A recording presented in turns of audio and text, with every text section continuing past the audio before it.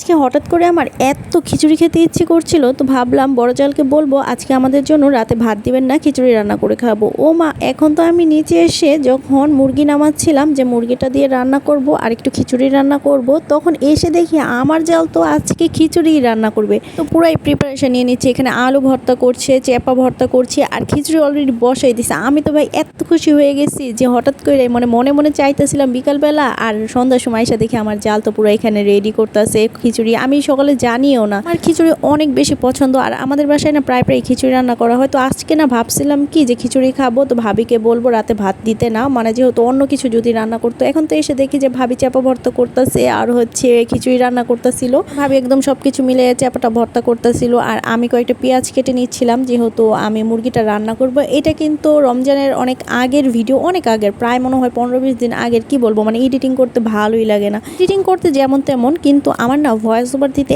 একদমই ভালো লাগে না। আজকে তো দেখতে দেখতে 9 নম্বর রোজা চলে আসছে। সবাই আলহামদুলিল্লাহ ঠিকমতো রোজা রাখতে পারছেন, তো ইবাদত বন্দেগী ঠিকমতো করছেন। তো আমাদের কিন্তু অন্য কিছু আমরা যাই করি না কেন, যতই কাজ থাকুক না কেন, ইবাদতটা একদম ঠিক রাখতে হবে। আল্লাহ যেন আমাদেরকে খারাপ কাজ থেকে বিরত রাখে, অন্তত এই রমজান মাসে। রমজান মাসে কিন্তু আমরা পাপ করলে সেটা শয়তানের দোষ দিতে পারবো না, কারণ শয়তান তো তখন বাধাই থাকে, তখন আমরা শয়তানের দোষ দিতে পারবো না। আল্লাহ বলবে কিয়ামতের দিন যে সারা বছর না হলে শয়তানের দোষ দিয়েছ, কিন্তু রমজান মাসে তো শয়তানকে আমি বন্দি করে রেখেছিলাম, তখন তোমাকে কে পথভ্রষ্ট করলো। মানে আমরা নিজেরাই নিজেদের নফসের কাছে হেরে যাই। সন্ধ্যার সময় আমার ছোট জাল এসেছে, বড় ভাই বললো কয়েকটা টোস্ট ভাজো। ও একদম ভাজতে ভাজতে একটাকে পুরাই ফেলেছে পুরা। তো এক টোস্ট খেলাম। এভাবে না এই ডিম দিয়ে টোস্টটা খেতে কিন্তু খুবই ভালো লাগে। এখানে সাজিদকে জিজ্ঞাসা করছিলাম সাজিদ কেমন হয়েছে একটু বলো, ও আবার রিয়েকশন দিল নাইস। তারপর এখানে আমি মুরগিটা বসাই দিচ্ছিলাম। ভাই এই কড়াই দেখে আবার কেউ কিছু বলবেন না, এটা আমার শাশুড়ির অনেক আগের কড়াই, প্রায় মনে হয় 20-25 বছর আগের কড়াই। এটা এতদিন উপরে ফালানো ছিল, হঠাৎ করে আমার বড় জাল নামাইছে। মুরগি রান্নার জন্য আমি ভালো করে আগে মশলাটা কষিয়ে নিলাম, যে সাধারণ মশলা সেগুলোই দিয়েছি। আর এদিকে দেখেন খিচুড়ি রেডি হয়ে গেছে। বড় ভাবের হাতের খিচুড়ি কিন্তু খুবই মজা হয়, একদম মাখা মাখা টাইপের। আর এখানে আমি মুরগি রান্না করছি। আমি কিন্তু এখানে অর্ধেকটা মুরগি রান্না করেছি, কারণ আমি আর আমার জামাই খাবো, শুধু এক বেলার জন্যই যেন হয়, সেজন্য।